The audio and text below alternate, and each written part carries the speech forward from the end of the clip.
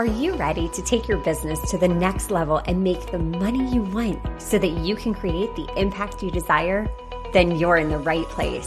It's possible to run a successful business built around your life. Get ready for a little bit of tough love and a whole lot of strategy to grow your business without sacrificing your sanity. If you're ready to get out of your own way and step into the role of CEO, then let's go. I'm Amy Traw, and this is the Motivated CEO Podcast. Are you tired of investing time, energy, blood, sweat, and tears into social media strategies that aren't converting, that aren't leading to those aligned clients? If so, listen up. This episode is a must listen. Today, I am joined by Jan Ditchfield, and we are talking all about ditching social media, ditching those efforts that are not leading to conversions.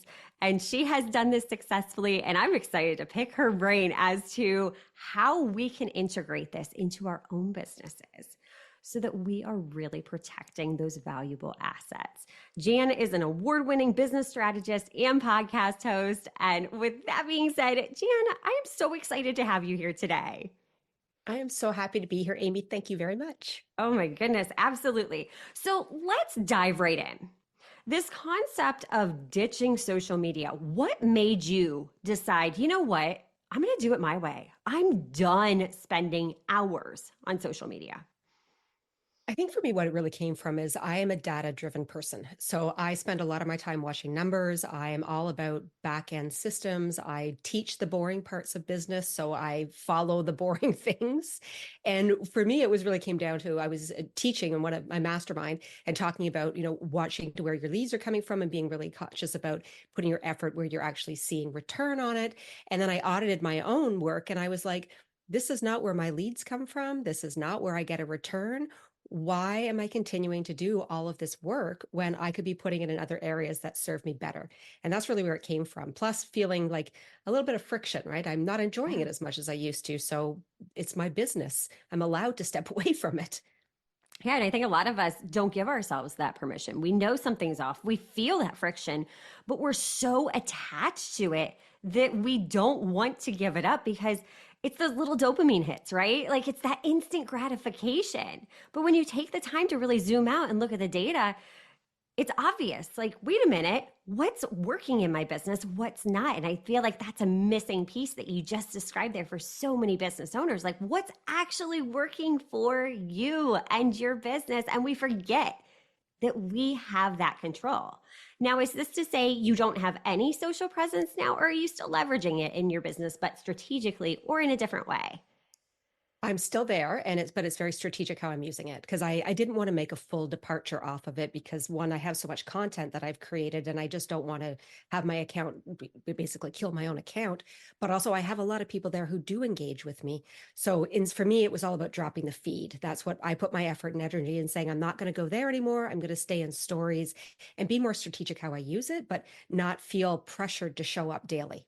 Yeah, no, that's such a good point because we do put all that pressure on ourselves to show up because that's what everybody says we should do. In order to grow your account, you should do this, you should do that. And there's so many shoulds that it just ends up stressing us out. So you said you're spending your time in your stories. Are you using this to sell? Are you using this to nurture? Like, what is that process looking like for you? I stopped using social media for growth about, I'd say maybe 6 months ago. I decided I was like, this wasn't really where I was seeing growth. My podcast is where I get most of my growth from. So I had moved and started nurturing my audience and really focusing more on creating content for the people that did follow me. And so that's just carried over into my stories. And I think for me, stories are I feel more natural in them. I'm able to just jump on and, say something to camera. I'm still very strategic with what I'm saying, but at the same time, it's not as rigid feeling as what the feed started to feel like of having to be like, am I using the right hashtags? Am I keyword stuffing? Am I doing all of those things instead of really just trying to build real authentic relationships with the people that I'm here to serve? And that's just much easier to do in stories. Yeah, 100%. I agree completely. Especially, building those relationships. And that's what it all comes back to is connection. And when we're recording this episode, it's fairly recent that Meta just made some new announcements about, oh, we're adding these different tiers and structures. And, if you want us to put your account in front of more people, then, buy this and do that. And it's really stressing a lot of people out. But you said something that, like, really comes back to it. Like social media, it's about relationships and connection. And we're so focused on growth. I think a lot of times we miss serving those that are already there, those that have been like, okay, you seem pretty cool. I'm going to follow you. Yeah, and that goes back to retention-based business strategies versus top of funnel business strategies. And I Yeah. think that that's really where my business is built on retention, and I teach retention, and it which is all about how do I care for the people who are already there and then get more repeat business from that instead of having to always go and chase cold leads all the time. And we do need the growth, but also we don't need growth only. There's other ways to do it as well. So when I think for me the biggest aha moment was realizing that when we moved to online and I came from the real world, that's where I was, real world business, and then moved online, that social media became the only thing we ever heard about as far as marketing. And it got drilled into our heads that if we were not doing social, we wouldn't have a business. And the reality is there is a single tool in your entire marketing arsenal. So if it doesn't work for you, there are other places we can go and other things to do. So I think that's really for me what the motivator is to play other places. Yeah. And I think that people forget too that it is an investment of time. So, yes, it's a free quote unquote platform, but at the end of the day, we don't own that content. It can all be lost at the drop of a hat. I mean, if Instagram or any of these platforms deems that, you know what, I don't like your content, or there's something that you said that like tripped the algorithm, like there's so much that's outside of our control that really building and nurturing those relationships and just humanizing our brand, like, doesn't that just feel good? Just connecting with others and using social as a tool versus a weapon, because it is a slippery slope. We go down this slope of, okay, everybody else is doing this, so I have to conform. I want to be accepted, so I have to start doing nothing but reels. When in reality, the reels are just stressing you out. They don't feel good and they're not leading to clients. Yeah, 100%. And it's like, again, the idea of comparison. And I think that's what Yeah. social media does to us is we look at somebody else's account and we judge it based on external metrics. So we see following count and we automatically think, oh, they must be making so much money in their business. Or we see the number of eyeballs that somebody's getting on a certain reel and like, oh, they're having success and we're not. And it starts this mind game because we don't actually know what's happening on the back end of someone else's business. And myself, I have a very small following, I have a small audience, I have a multiple six-figure business. And it's not about, again, the size of the audience, it's about the quality of the audience. And that's the piece we keep forgetting in the conversation, which is, do we know how to bring quality leads in and then how to nurture those leads into conversions versus just always chasing the next dopamine hit, like you Yeah. mentioned before? Yeah, really those quality leads. That's what it's all about. I mean, even for myself, I have a very, very small following in the grand scheme of things, but I have the right people in my Yeah. world. And that's what it's all about. I don't care about that number. I care about the conversions. I want to see, okay, exactly what is converting? Where is it converting? How is it converting? And leaning into that.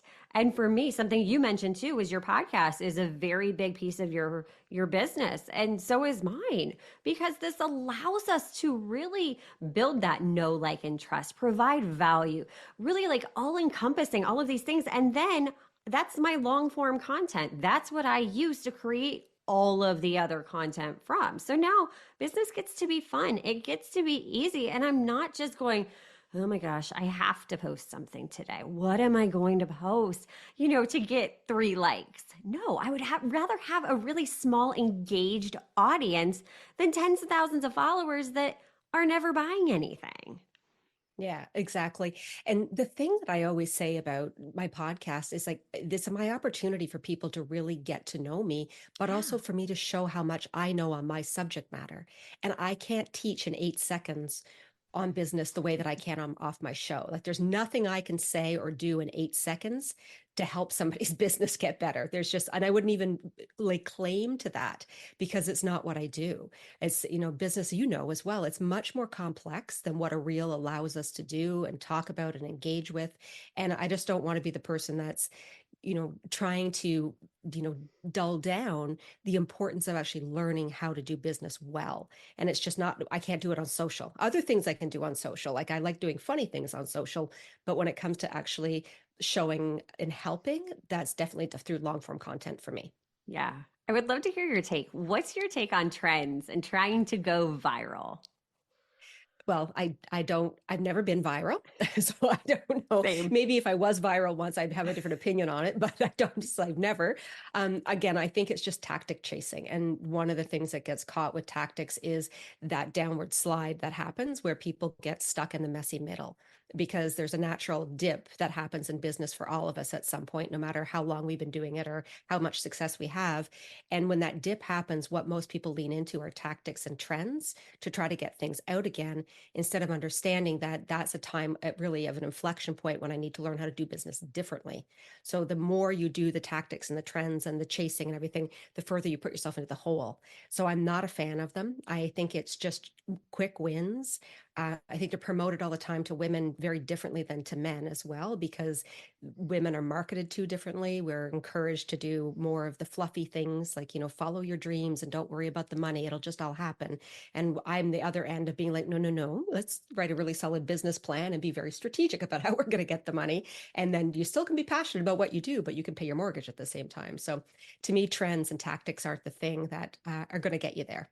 You are speaking my language. Oh my goodness. I'm the same way. I've never gone quote unquote viral before, and I don't want to. Honestly, like, I do not ever want to go viral because I know several accounts that have, and it kills their engagement. Like, your engagement rate is based off of your following. So, therefore, if you have a ton of followers and nobody's engaging, like, that's really killing your account. So, I'd rather really focus on building those relationships, on building a sustainable business. Exactly like you said, it is amazing to me how many business owners out there are just winging it, doing all of the strategy chasing. But you need to build a solid foundation first. You need to be treating your business like a business. That's what leads to the ability to scale so that you're not in the thick of your business every single day. And we forget that because it's not glamorous, it's not sexy, it's not the fun stuff. Really, who wants to sit down and get real about your numbers? Because it's scary.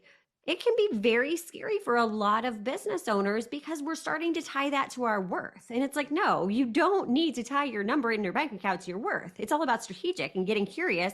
Okay, well, this number is not where I want it to be. What can I do different? Or, oh, wow, this number is really good. What am I doing? Where am I generating this so I can double down there versus, like you said, chasing all of these shiny objects and trends? Yeah, I agree with you very much. Like, again, for me, it's always like I teach again business development, like Mm-hmm. old school core business Yeah. development. So I can't really do a reel about here's a business plan. No one's going to want to watch it. No. I was just standing there holding up a business plan and pointing at it. So the things again that we believe we need in business, especially in the online space, is very, very different than what we actually need in business. And if you think about like going back into the real world again, whether we did business there through corporate or whether we, had like myself, that was my career, I was a business strategist in the real world. I would never have done those things there. And somehow again, when I would come into the online space, what's marketed to me here is so very different than what's out there. Like I would never have landed deals by standing in the street and pointing at air bubbles. Like nobody would have worked with me. But here, somehow that's normal. So it's just always odd to me how we have a very different belief around business in the two different worlds. Yeah, that's an amazing perspective because you're right. I instantly think of the guy with the sign that he would like stand on the corner, like spinning the sign, hoping that that was attracting someone. I don't know about you, but I've never actually gone into a business with a person standing outside of it with a sign that they're spinning. No. Like it just doesn't convert. It's not working. And I think that's why you don't really see too many of those people standing on street corners doing those tactics anymore. But it's really about building those sustainable businesses. And I would love to know what you said, we really need to focus on those building blocks, on those strategies. If you could summarize, what do you feel are like the two most important strategies in business that most business owners aren't taking advantage of? And instead, they're spending their time on social media. What two areas could we be spending our time and energy on instead of social? So for me, every time I see a problem in business, it either comes from top of funnel, which is lead generation, or the bottom of the funnel, which is knowing how to sell. And so I'm a big believer in really getting dialed in on the concept of learning what lead generation is and how to do it effectively and how to do it in a way that bringing quality leads in so that you can grow a business, even with a small audience. I think that that's something that's very overlooked. And by that, I mean list building. I'm going to say it. The other subject no one likes talking about, but the quality of your list is far more important than the quality of your following on social media. And we don't think about how we can use social to drive people off of it. We think that we just want to have them there. And we both know that, that people who are our followers are not actually leads. They're not in our process because we don't have contact information from them. We don't have a way to have that conversation and mark what we're doing. We can't put them into a CRM. They're just people staring at us. That's essentially what it is. So I think really dialing in on understanding lead generation and list building is where you should be, and thinking every time you do something, how can I have a conversation that's going to drive people to my list? Because that's where I can nurture those relationships and then sell. And then the other part of it is learning actually how to sell. And that is something that I see women struggle with all the time. My own women do that I work with as well, is really dialing in and on learning that skill, right? It's an art skill to be good at sales and not be ashamed to ask for money or not feel as though they're not worthy of asking for money. And so that's the other area. I always say, if you can master those two parts, the rest of it you'll figure out. But it's going to be the top and the bottom all the time that are the things that keep us going. So, bring them in, Yeah. keep them with you, your business will grow. That's really what the focus should be on. Yeah, I love what you said too about, selling is a skill. It's just like anything else. And we expect ourselves to be so good at this new thing. But the reality is, a lot of it is mindset, a lot of it's strategy. Which one do you feel like holds more women back? Is it the mindset piece? Is it the strategy? Or is it pretty much 50-50 both? I think it's a little bit of a combination of both, to be honest. And Yeah. I'm always said like I'm the person who's never really, I don't talk about mindset that much. It's because Hmm. I have a bit like I'm pretty dog headed about, we're going to succeed and we're just going to get her done. But I think a lot of the time the mindset comes from the lack of strategy, so Hmm. that people are out there again winging it and selling, or selling like the way they're being taught by the gurus, and everything feels very misaligned. And so then Hmm. it starts to get into our head and we're like, well, we're not converting people because we're bad at this, instead of being like, it's actually, you're not bad at selling, you just never been taught how to sell effectively. And so when we don't get what we want, you said before, we start to measure our worth based on things that are actually not important, like following counts and how much money we've made on the last launch. I'm the person who always also says that the success of your business is never determined by one single launch. It's by a complete year and the strategy and the plan. So we have to stop thinking about everything in the moment and start thinking about it more like we're here. It's a marathon, what we're doing, right? So we one water station at a time, and that's where our success will come from. Yes. I'm really taking the time back to what you said at the beginning, looking at those numbers, really just getting curious. Because when you realize what industry conversion rates actually are, you realize, you know what, you're doing better than you think you are. A lot of times we're like, oh, only 3 people signed up for my thing. And it's like, okay, well, let's go through it. How many people registered? How many people showed up live? How many people, and you start to break that down and you realize, okay, if you had X number, like that's a really good launch. That's perfectly on par with industry standards. I just had the conversation with a friend the other day. She's like, but only 2 people bought. I'm like, okay, that's amazing. You are right on standard. Now what you're going to do is you're going to serve the heck out of those, exactly as you said. So now you can retain them. So now that they want to be in your world, now you're top of mind. So then they start referring you out. This is how businesses are built over years, not launches. I love that quote, Jan. Amazing. This was such fabulous information that you shared. Thank you so much for taking the time to unpack all of this. Where can we get into your world? Tell us about your podcast. I would love to hear all the things. Well, you can follow me on Instagram where I am in stories at ditchfield.co. And my podcast is called No BS Business School. And I drop an episode a week, sometimes more, depending on if I'm feeling a little feisty about a topic. And I have the no BS conversations there about marketing and online business and really helping women be able to grow and scale their business. And then I also have a guide that you can get into as well that's all about lead generation. So it's lead generation made simple. You can get it at janditchfield.co/guide, and it helps you set up a very effective lead generation process with all of the help through ChatGPT, just to take the stress out of it so you can focus on growing your list, and then your revenue comes from there. Amazing. Go check that out. Jan, again, thank you so much for taking time out of your schedule to share with us today. Thank you very much. This was lovely of you. And until next time, cheers to making the money you want so you can create the impact you desire. Are you loving what you're hearing? Do us a favor and hit that subscribe button so you don't miss an episode.